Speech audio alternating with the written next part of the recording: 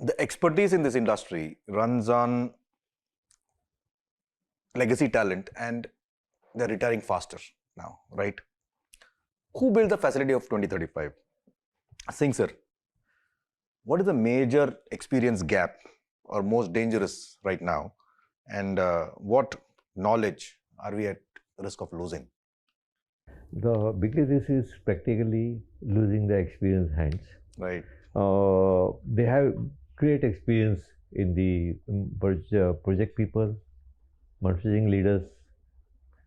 They have good knowledge how to run everything, how to operate, troubleshooting, and microwave controls, other controls they have got. A lot of this can be typed out or written, but once they are not there, their experience or hands-on experience guiding the next people is lost. Right.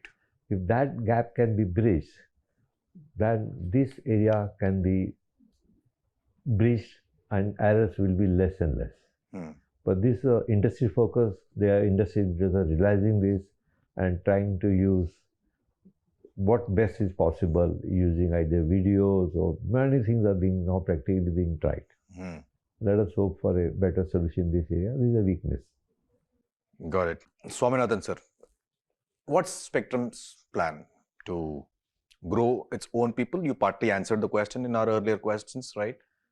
Or to win the fight for scarce experts?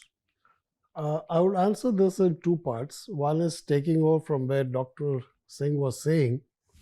Most of this comes from experience. A lot of things cannot be taught from books. Right. They come from experience, number one.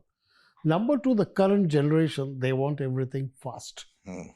They want 2-minute noodles.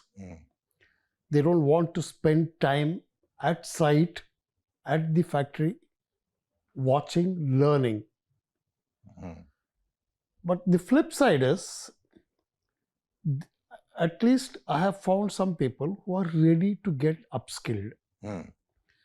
What we in Spectrum do is we look out for such people, upskill them, send them to various factories, teach them and upskill them, rather than taking the scarce resources which are outside and fight for them. See, fighting for the scarce resource available in the market, you are just increasing their value. Right. Right. Okay, it's not worth it. For that value, you would rather upskill your own people who will be loyal to you and bring and be with you in future. So that's the policy we follow, and we have been successful till today. And especially in the type of industry we are, we don't say we are just engineering consultants, we are pharmaceutical engineers. So to that extent, like what I said earlier, we are one of the few people who understand the process. So we develop our people to understand pharmaceutical process and do pharmaceutical engineering. So that's where we have been always. Great. Kantya sir, industrial era to information era to intelligence era now, AI, intelligence era, right? As AI takes over technical work, most of it, the administrative aspects will be taken care of. What does the next generation need to be good at that today's people aren't? I think this AI question which is raised these days, yes, in the different format, this was there since many years. I still recollect, and allow me to quote one example.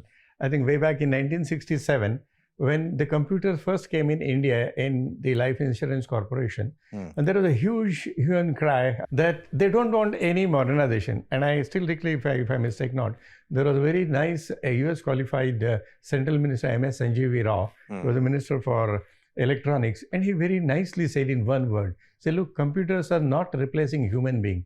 They are replacing only the machines.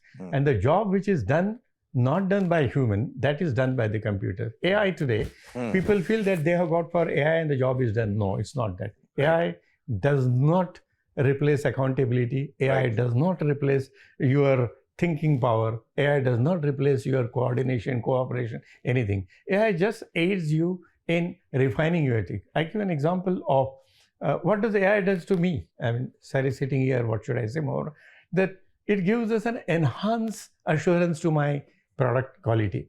Right. When I talk of sterility, okay, what is sterility? Finally, academically, there is always one bacteria left at the end of the day.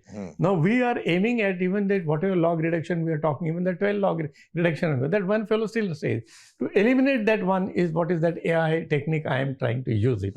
Okay, I want my AI technique to be used to detect the particulate matter in my injectable or large volume parenteral, which cannot be seen by my human eyes. Now, this is something human cannot do. Yeah. And if I use an AI technique, I'm not replacing anything. Right. I'm just refining this kind of thing. So try to understand AI is just a software. Yeah. Okay. So software cannot replace the real decision making or something. Finally, it's still the decision making had to be made by Humans. the people. AI is just only refining things, and I think we should go. Probably now you're talking about if the question is aiming like that, are we capable of handling this thing? I mean, if you ask this, somebody were to ask me the question of any software or this related information technology related question in India, what is that more? This is the Janmabhoomi of all this kind of thing. So everything is, we can teach the whole world. Somewhere in some consultancy assignment, I was asked about, I said, why you want to go in for in our time, the lyophilization machine was a sort of a very high-tech kind of machine. Today, I said, what is there in the lyophilization machine? It's an extremely accurate precision engineering, which is with all CNC machine we have got. The best quality steel and all these things, we have all these kind of things. The pumps and the solenoids, which we use the same what they are used in Germany. And the software, that is we write only. So what is the big idea? And as I supplement or complement whatever you are saying, why don't we make such kind of machine when we have got everything over here? It will take a little time, but yes, and AI will definitely help our industry to shape up. It will help us to shape up, and definitely this element of subjectivity which is brought into our documentation and creeping into our things to tarnish our image as an integration, to large extent AI will help resolve that. I'm not saying it will substitute it, but yes, we're aiming at. So you say that it will complement in the large scheme of things, but I would like to ask a slightly different question. Will it make people complacent? People will never remain calm. Anybody who is complacent in this competitive world is a dead person. I mean, such person, it just doesn't exist. You tell me now, we're one of the largest engineering consultant company in the pharmaceutical. If you say that's the end of it, I think let us close the shop and go somewhere else. It's not. We have to remain, if we want to remain afloat, we have to, every day we have to work hard as if tomorrow the world is sinking or collapsing. The day they say that we are complacent, I need not say what will happen. Very well, sir.